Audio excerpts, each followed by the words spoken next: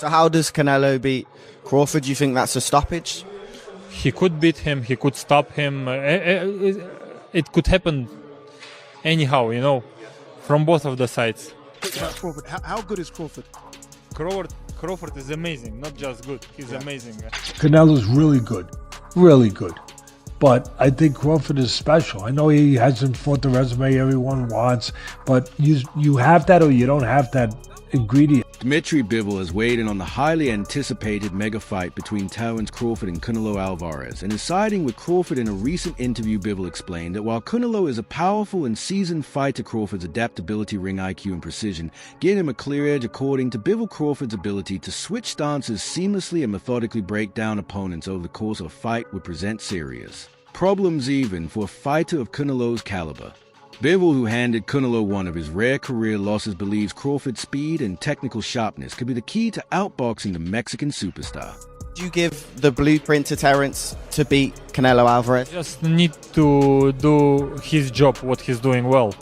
He's changing his stance, he's moving a lot, he's keeping distance. Like this he could win, of course, not with changing punches with him. Who do you think has more power out of the two? Canelo, of course, he got used to this weight class more than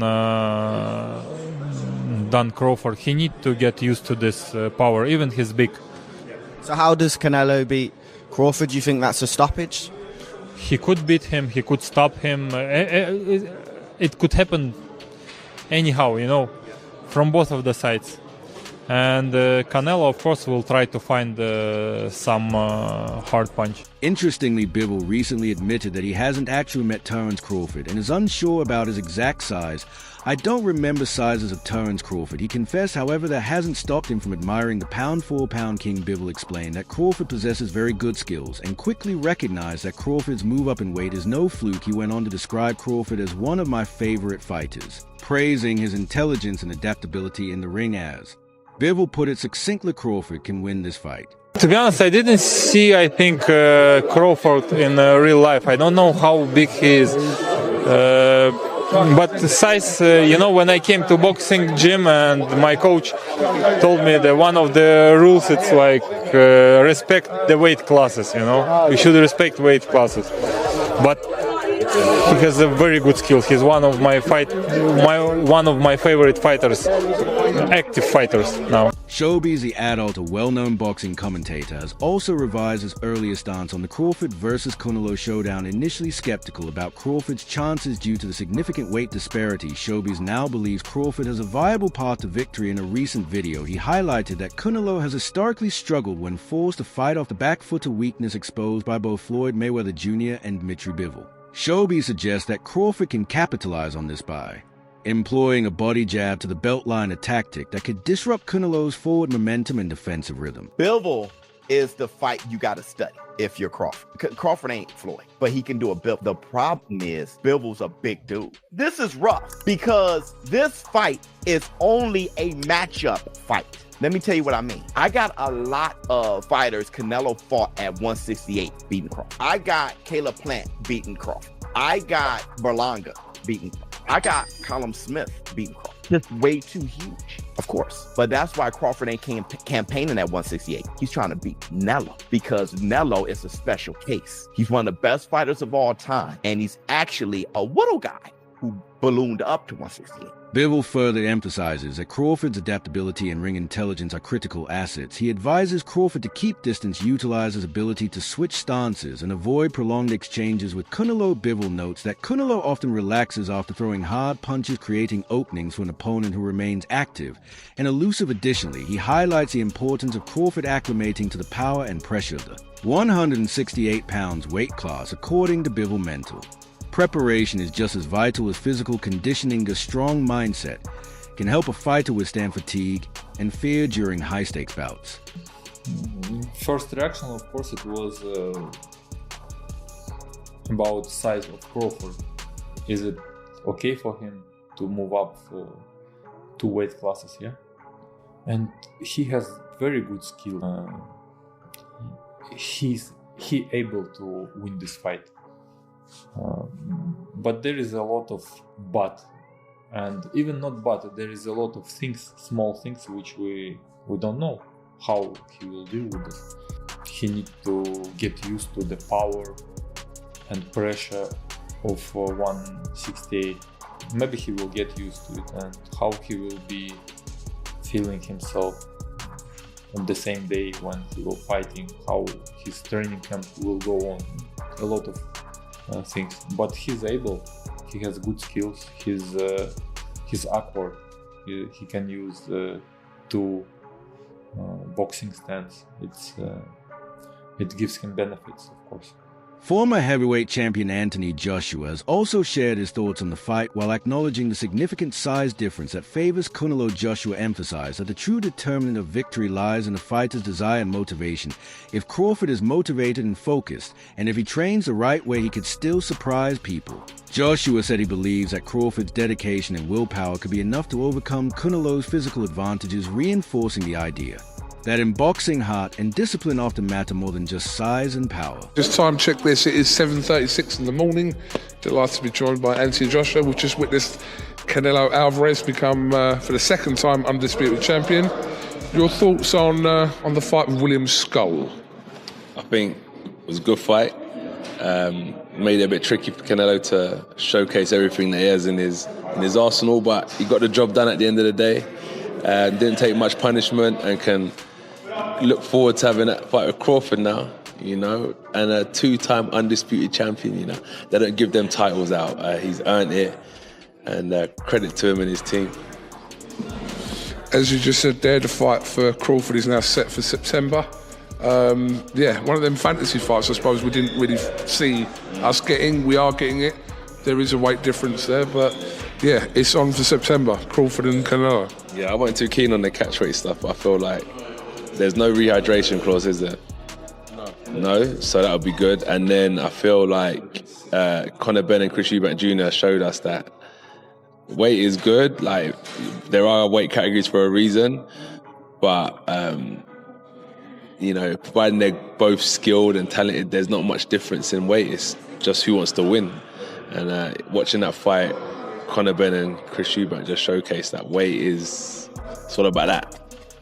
You know, so I'm looking forward to the Crawford and Canelo fight because I feel like Bud wants to like prove a point. Do you know what I mean? So it'll be a good fight. Bud he was just over there a second ago to be calling him Bud like I know him, but Terence Crawford was just over there to be fair. So yeah. Meanwhile, boxing legend Oscar De La Hoya offered a classic perspective, stating one of the sport's oldest maxims: a good small man doesn't beat a good big man. While De La Hoya respects Crawford's talent, he believes the odds are heavily stacked against him in his view, size, power, and durability usually win out in boxing, and Canelo has all three in abundance. His comments reflect a more traditional viewpoint that sees weight and strength as decisive factors in matchups between elite fighters. Canelo Alvarez fought Julio Cesar Chavez Jr. We promoted that fight many years ago.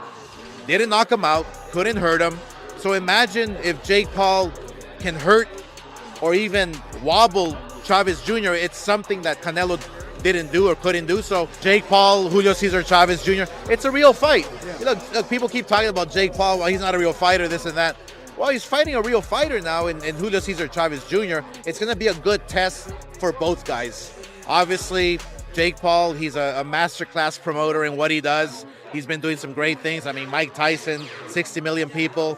Fighting Julio Cesar Chavez Jr., who, when he trains, when he gets in shape, when he's focused, he will be dangerous for anybody. Look, Canelo Alvarez fought Julio Cesar Chavez Jr. We promoted that fight many years ago. Didn't knock him out, couldn't hurt him. So imagine if Jake Paul can hurt or even wobble Chavez Jr. It's something that Canelo didn't do or couldn't do. So there's a lot of stories to come out from this. A lot of great stories for Jake Paul. So I just feel honored and proud that we can team up with MVP Promotions, with Jake Paul, and we can make Zurdo Ramirez with Torticos the mandatory. That's going to be bloodbath in itself. So we're Many analysts echo De La Hoya's concern, suggesting that Canelo's superior power and reach could overwhelm Crawford, especially given Crawford's limited experience at higher weight classes. Analyst Sanchez points out that while Crawford's agility and speed have been major assets in lighter divisions, these traits might be compromised. As he bulks up to meet Canelo at 168 pounds, his physical adjustment could slow Crawford down, potentially leaving him vulnerable to Canelo's aggressive style and devastating body shots, an area where the Mexican champion has consistently dominated. Let me tell you what I think should be gone. The notion that Terence Bud Crawford should move up 3 weight classes, 21 pounds, to fight Canelo Alvarez. He's entirely too small. Jamel Charlo already proved that. Y'all remember that scene from Rocky? Remember that scene from Rocky 2? When Carl Weathers was Apollo Creed and his trainer was like, can I be honest? I saw you beat this man within an inch of his life. And he kept coming. He wouldn't go away. He's wrong for us, baby. He's wrong. Let it go. Apollo couldn't do it and lost fight number 2. Trained him for fight Rocky 3 and then got killed in Rocky 4 by Drago because he couldn't let it go. Bud Crawford needs to let it go. Too small. Former world champion Amir Khan, who faced Canelo in 2016, issued a stark warning to Crawford. Khan admitted he underestimated the importance of the weight gap and described Canelo as a beast. In the ring, reflecting on his own experience, Khan acknowledged that it gave him a new respect for the purpose of weight classes in boxing. His warning serves as a reminder that even elite skill sets can be nullified when size and power aren't matched appropriately. Canelo's the beast, man. Canelo's the beast. And you know, when it was offered to me, I tried to chase the Mayweather fight at that time, and it happened. And obviously, I was probably at my peak of my career there as well. So, whoever I was going to fight, I was going to give him a hard fight regardless. Because we were probably winning that fight against Canelo until he knocked me out. But, yeah, I was boxing well, but you know one thing, sizes, now I understand why they make weight divisions in boxing, every weight division, but then again, look bro, you would probably take it, I was offered like 10 million quid bro, 10 million quid bro, look, end of the day, this is like, it's a lot of money, you know, I thought about it, what made me, when I got the deal on the table for 10 mil, I was like, should I take it or not? But then I worked it out. Normally I have to have 3 or 4 hard training camps and fights to make that kind of money. I still one fight. So you gotta do it in that one fight, you know what I mean? Does Canelo beat Crawford? Size, bro, remember, but Crawford then is a big boy as well. Crawford's a big guy when it comes to weight. A box fight, yeah. I think Crawford, in my opinion, but size might matter. But then again, I think since when I fought Canelo's become a better boxer. He started boxing more better. You know what I mean? Technical more. Especially against the last fight against Mangui. He boxed really well as well. And he's looking really good. He's still, a lot of people might say, oh, he's getting old, this and another. But no, Canelo's still a beast. Teofimo Lopez has also offered a candid analysis of the upcoming super middleweight bout while acknowledging Crawford's elite skills and ability to adapt. Lopez focused on the size and power disparity that favors Canelo. He noted that Crawford has never faced someone with Canelo's unique combination of intelligence, experience, and strength, especially at the super middleweight level. Lopez suggests that while Crawford might enjoy early success, Canelo's ability to adjust mid-fight and assert his physical advantages could eventually shift the momentum in his favor. Crawford, Canelo, who you got? Crawford, Canelo? I still say Canelo. I got Canelo too. I still say Canelo. Ring IQ, I believe that Crawford has a bit more. Yep. However, it's just the size difference.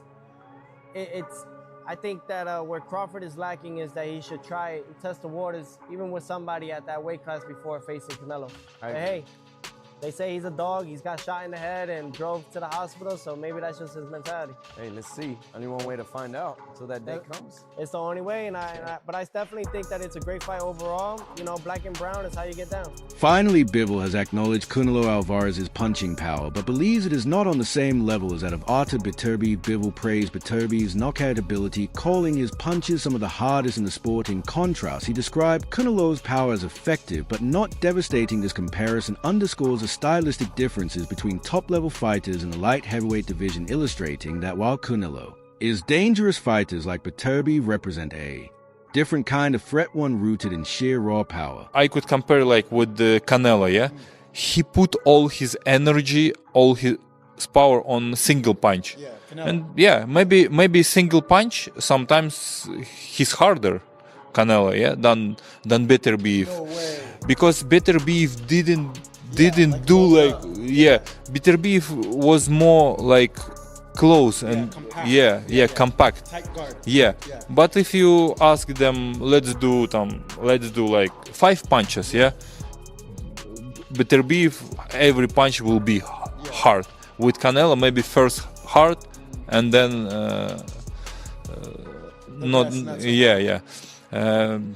both of them are strong, but Better Beef is bigger and he born strong.